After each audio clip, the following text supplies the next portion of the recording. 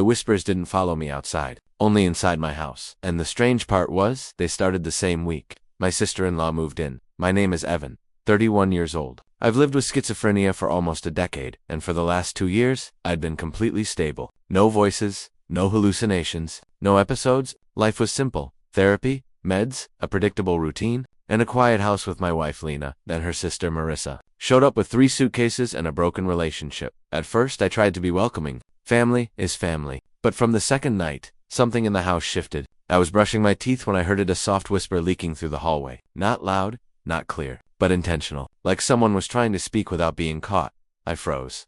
This wasn't the kind of whisper my illness gives me. Mine are internal, echoing, hollow. But this was coming from outside the bathroom door. I stepped out, nothing there, just the faint smell of Marissa's vanilla perfume in the air. I tried to shake it off, but the next morning confirmed it wasn't random. As I passed the guest room, I heard her voice low, muttering, like she was practicing words under her breath. When I paused to listen, she went quiet, completely quiet, and when she came out for breakfast, she avoided eye contact. Not calculating, watching me the way you watch a dog you think might bite.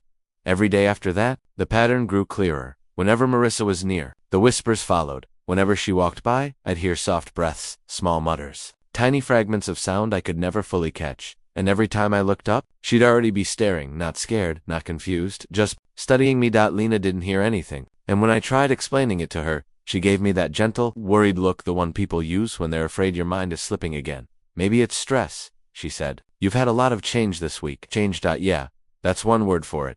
About 2 weeks later, things escalated. Lena had an overnight shift, so it was just me and Marissa in the house. Around 10 p.m., I went to the bathroom, set my phone on the counter, and tried to calm myself. Then I heard it clearer than ever. A whisper right outside the door. My whole body locked up. I held my breath, trying to separate imagination from reality, but then the floorboard outside creaked. Someone was standing there, listening. I opened the door fast. The hallway was empty, but the air was warm, recently disturbed, and again, that perfume. I didn't think much about the fact that my phone was still recording until the next morning. I was scrolling through my gallery when I saw the video, 17 minutes long.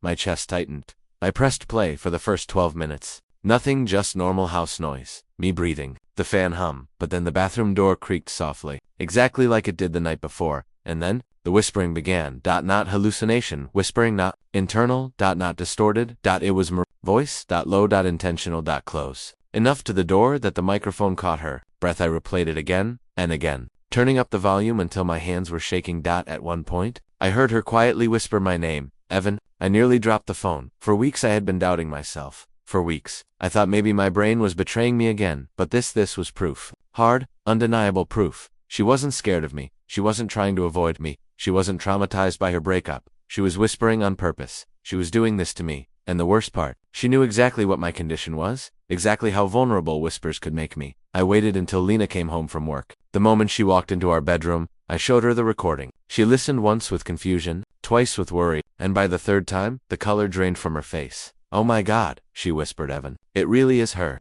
For the first time in weeks, someone believed me, fully, completely, and that changed everything. Lena didn't waste time. The moment the recording ended, she marched straight into the living room, where Marissa was scrolling on her phone like nothing in the world was wrong. Marissa, Lena said, pause that. We need to talk. Marissa glanced up, bored. What now? I stood behind Lena, holding my phone. When I hit play, her entire expression changed. For the first few seconds, she acted confused, then defensive, then angry. You think that's me? She finally snapped. Seriously. It is you, Lena said. Your whisper, your voice, outside our bathroom door. Marissa scoffed, shaking her head like we were idiots. Why would I whisper outside a bathroom? That's insane. But her eyes kept darting to the phone. She knew. She absolutely knew. Lena crossed her arms. Tell the truth. And for the first time, Marissa's mask slipped. Her face hardened. She stopped pretending. Fine, she said flatly. Yeah, I whispered. So what? Lena's jaw dropped. So what? Marissa shrugged like it was nothing. I don't feel safe living with someone like him. People with schizophrenia can snap. I just wanted him to, I don't know, get checked again, or leave, or stop pretending he's fine. My stomach twisted. My hands went cold. I wasn't dangerous. I'd never been dangerous. She knew nothing about my illness yet. She decided to fix her fear by trying to break me. You almost pushed him into a relapse, Lena shouted. You don't get to justify this. But Marissa only rolled her eyes. Whatever, you're overreacting. That's when Lena said the words that changed everything. Pack your things. You're leaving tomorrow? Marissa froze. What? No, I'm not. I have nowhere else to go. That's not our problem, Lena said. You crossed the line. You chose him over family. Marissa hissed. I chose the person who didn't torment someone with a mental illness. Marissa stormed off to her room, slamming the door so hard a picture frame nearly fell off the wall. For the first time in weeks, I felt like I could breathe. The next Emorananjui knocked on her door. Time to pack, Lena said. No answer. When the door finally opened, Marissa stood there with swollen eyes and a twisted scowl. She wasn't sad, she was furious. You're ruining my life, she said, staring straight at me. I didn't respond. I didn't need to. You wanted me gone, she snapped. You're happy now, aren't you? Lena stepped between us.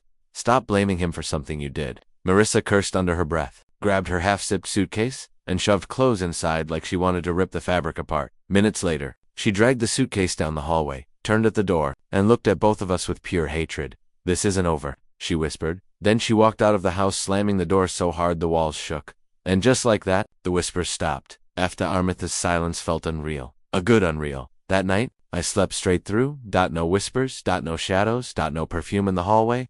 Just peace. Over the next week, Lena and I rebuilt everything that had cracked. We talked for hours, really talked. She apologized again and again for doubting me, and I told her I understood. Because honestly, I did.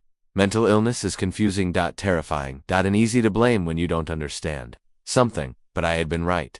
For once, completely right. My psychiatrist listened to the recording, sat back in his chair, and said, Evan, this wasn't psychosis. Your perception was accurate. Those words mattered more than I expected. They healed something I didn't know was still hurting. Lena cut contact with Marissa. I didn't ask her to, she chose that herself. She said she couldn't forgive someone who tried to break her husband just to make herself feel safe. Weeks passed. Our house felt normal again. Warm, quiet, mine. One night, Lena and I were watching a movie on the couch when she leaned her head on my shoulder and whispered, I'm proud of you. And I actually believed her. Survived someone trying to push me over the edge. I protected myself. I fought back, proved the whispers were real, and I came out. Stronger. No more shadows. No more doubt. No more manipulation. Just peace.